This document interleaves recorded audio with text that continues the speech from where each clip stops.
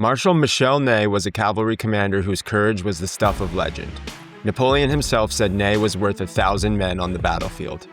He was a large, stocky, red-haired man with the piercing eyes of someone who had seen death and didn't flinch. Ney was the one Napoleon called upon when impossible things needed doing.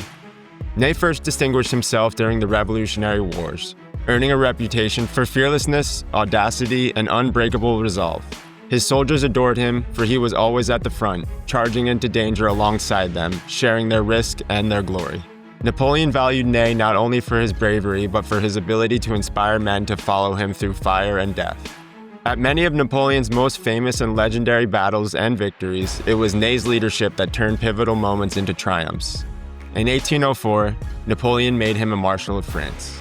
In the 1807 campaign, Ney arrived with reinforcements just in time to save Napoleon from a crushing defeat at Eylau, turning the tide and providing the opportunity for victory.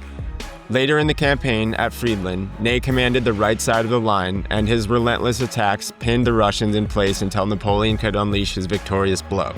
At Borodino, amid the inferno of cannon fire, Ney rallied broken units again and again, his coat torn, his face blackened with gunpowder, his voice hoarse from shouting orders. But it was at Waterloo in 1815 that Ney's legend and tragedy fused. Commanding repeated mass cavalry assaults against Wellington's infantry squares, Ney led by example, charging from the front. Not one, not two, but 5 of his horses were shot out from under him that day, but he remounted and rode out again and again.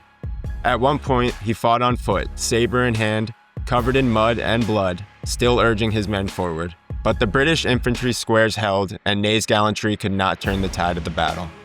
Ney's brilliance lay in his audacity. Sometimes reckless, always bold. He could seize the moment and turn desperate situations into opportunities. Yet his courage occasionally led him into overwhelming danger.